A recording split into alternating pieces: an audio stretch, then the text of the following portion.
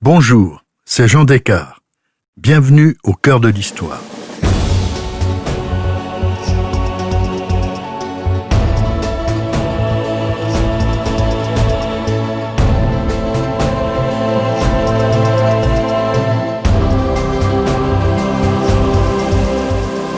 Dans ce nouvel épisode en 2 parties de notre série thématique sur le passé des États-Unis, à l'occasion des élections américaines, je vous raconte pourquoi et comment, après 2 ans de débats et d'hésitation, les États-Unis, qui s'étaient déclarés neutres, sont entrés en guerre contre l'Allemagne en avril 1917. Seconde partie, la victoire et les illusions de la paix.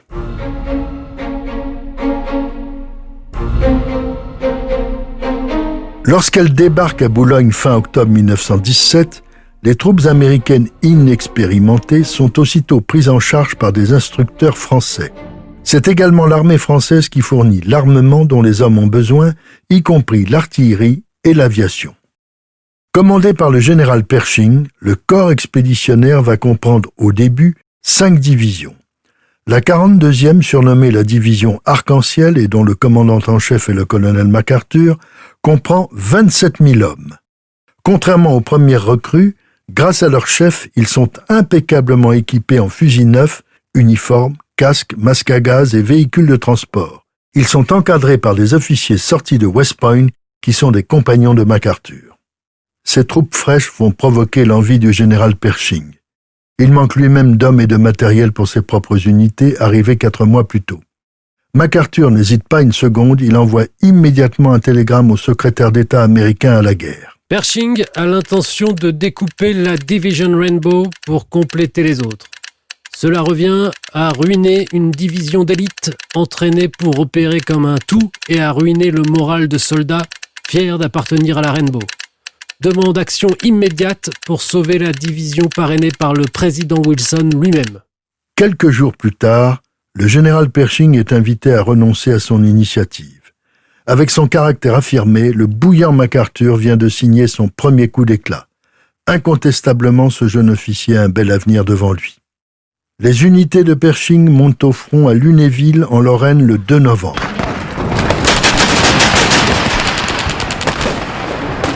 Au cours d'un raid allemand, les premiers Américains y perdent la vie. Les positions des commandements français et britanniques ne conviennent pas à la stratégie du général Pershing.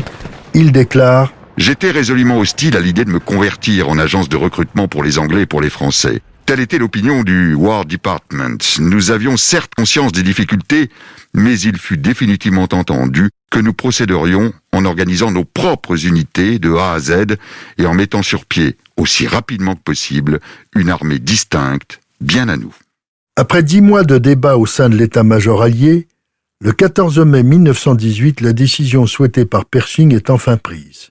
Il formera une armée qui sera placée sous l'autorité stratégique du commandant en chef des forces françaises depuis le 15 avril, le généralissime Foch. Désormais, les Américains auront leur propre secteur. Les troupes américaines remportent, le 4 juin 1918, leur première victoire en Picardie. La première division reprend le village de Campigny malgré de sévères bombardements et des alertes au gaz. Au même moment, la 3e réussit l'exploit d'arrêter l'avance de la 7e armée allemande qui désormais piétine devant Château-Thierry.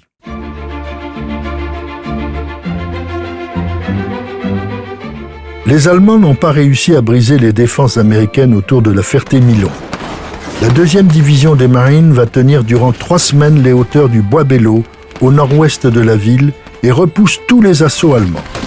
Si les soldats de Pershing n'avaient pas résisté aussi vaillamment, les Allemands auraient pu atteindre Paris.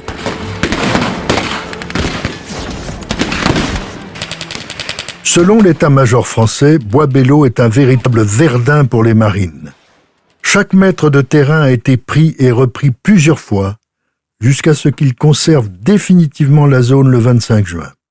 À cette date, il y a sur le front 8 divisions américaines. Dans les jours suivants, 300 000 hommes vont arriver des États-Unis pour renforcer les troupes de Pershing. Il y aura alors 900 000 soldats américains sur le sol français. Le 26 septembre 1918, à 5h30 du matin, le maréchal Foch lance la grande offensive finale pour provoquer la débâcle allemande. Des Flandres à la Meuse et à l'Argonne, 220 divisions alliées, dont 42 américaines, se lancent contre l'ennemi. Les Allemands n'ont plus que 197 divisions à leur opposer. La première armée, sous le commandement de Pershing, est chargée de prendre Mézières, un nœud ferroviaire très important. La deuxième armée du général Bullard doit s'emparer des hauteurs de l'Argonne. Tandis que les Américains attaquaient par le sud, les Français lançaient leurs assauts par l'est. Une brume épaisse qui s'était levée camoufle les opérations alliées. Partout les Allemands reculent, sur tous les fronts les Alliés avancent.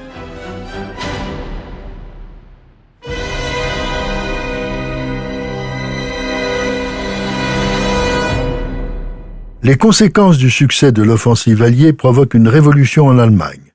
Elle éclate dans la flotte de guerre de Kiel, puis dans la plupart des grandes villes, y compris Berlin.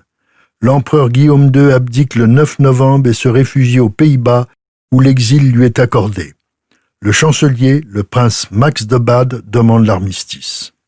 Le 11 novembre 1918, dans le wagon de son train spécial stationné dans la clairière de Rotonde, en forêt de Compiègne, le maréchal Foch signe avec la délégation allemande l'armistice au nom des Alliés, donc aussi des Américains. Aux États-Unis, l'événement fait la une de tous les journaux. Une foule en liesse envahit les rues pour célébrer la victoire tant attendue. Le président Wilson a rendu la victoire officielle en déclarant « La guerre s'achève ». Reporters rush out to relay the news to an anxious world. Washington is jubilant. And in Chicago, more than 1 million sing and dance in the streets. Joy is unconfined. Mais c'est une victoire amère car son coût en vie humaine est terrifiant. Les armées alliées avaient mobilisé 42 millions d'hommes, ils en ont perdu 5 millions, dont 50 585 Américains. Les empires centraux avaient mobilisé 23 millions de combattants, leurs pertes sont de 3 400 000 morts.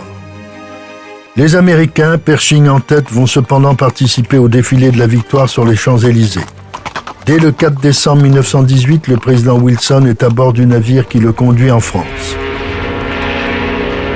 Il débarque à Brest le 13 décembre pour gagner Versailles où il va participer à la conférence de la paix. Il espère que le sang américain qui a coulé sur le sol du vieux continent servira à instaurer une longue période de paix garantie par une organisation internationale.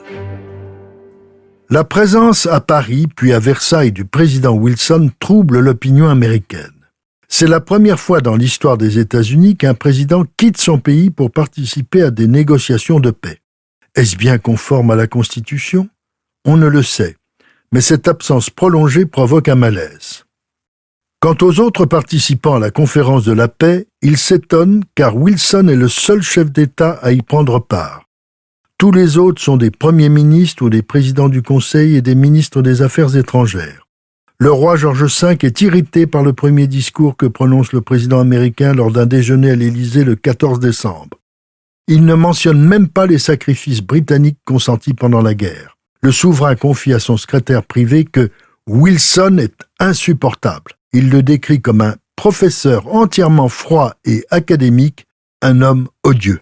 Il y aura d'autres accros, mais Wilson parvient cependant à remporter des succès auprès des foules. En lui, on voit un libérateur. Il a fait traverser l'océan à plus d'1 million d'hommes et à un matériel impressionnant, notamment des chars et des avions.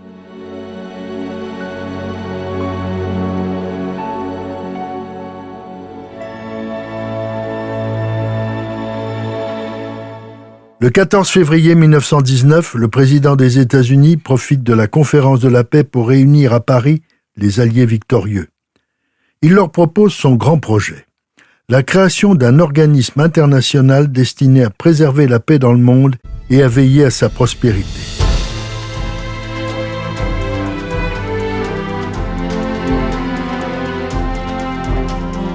Cette assemblée regrouperait toutes les nations du monde, chacune disposant d'un pouvoir égal. Chaque pays membre s'engagerait à exposer devant le Conseil tout litige ou incident dont il serait responsable ou dont il serait victime et susceptible de conduire à une guerre. Le Conseil comprendrait 5 membres, 5 grandes nations, la France, la Grande-Bretagne, l'Italie, le Japon et les États-Unis.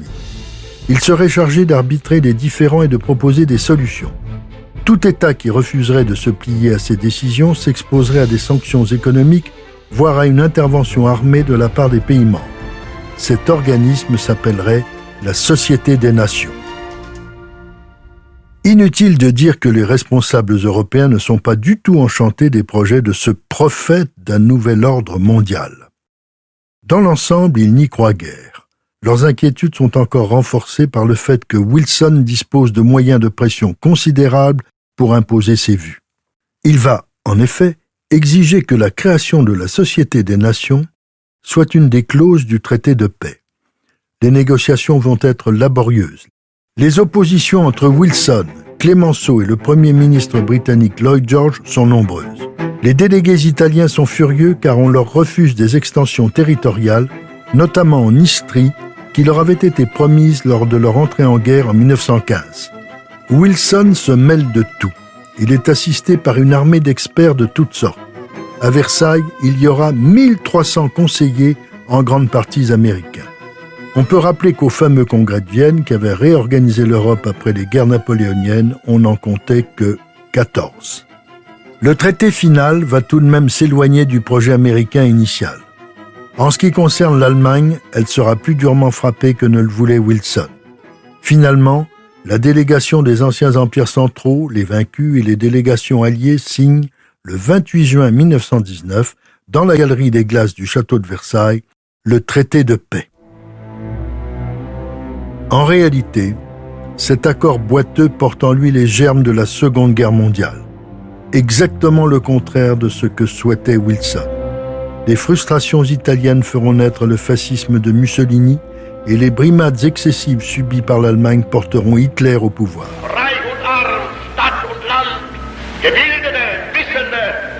À son retour aux États-Unis, Wilson fait face à une opposition grandissante des sénateurs. Henry Cabot Lodge et son groupe contestent l'existence et la composition de la Société des Nations. Ils en profitent pour jeter le discrédit sur le président qu'ils jugent irréaliste, voire naïf. Pour se défendre, Wilson entreprend une grande tournée à travers les États-Unis. Il déclare notamment « D'aucuns me traitent d'idéaliste, qu'ils sachent que c'est ma manière d'être américain, car l'Amérique est la seule nation de la Terre à l'être. »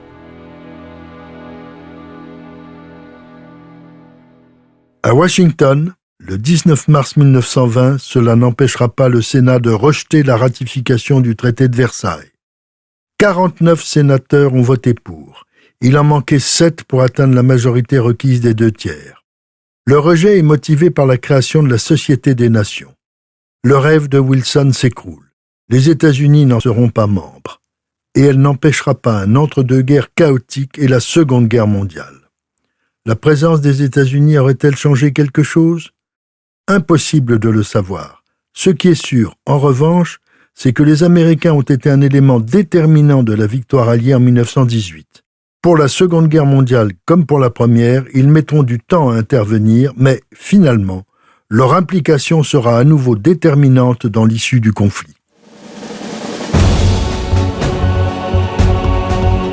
Si cette plongée dans l'histoire des États-Unis et de l'Europe vous a plu, n'hésitez pas à en parler autour de vous et à me laisser vos commentaires sur le groupe Facebook de l'émission. Je vous dis à bientôt pour un nouvel épisode de Au cœur de l'histoire. Au cœur de l'histoire est un podcast Europe 1 Studio. Il est écrit et présenté par Jean Descartes. Cet épisode a été réalisé par Jean-François Bussière. Ressources bibliographiques. 1917, l'année qui a changé le monde, par Jean-Christophe Buisson, aux éditions Perrin, 2016. Lafayette, nous voilà, sous la direction de Jean-Pierre Thurberg, aux éditions Italique, 2008. La damnation de Woodrow Wilson, par André Bayens, aux éditions Xenia, 2014.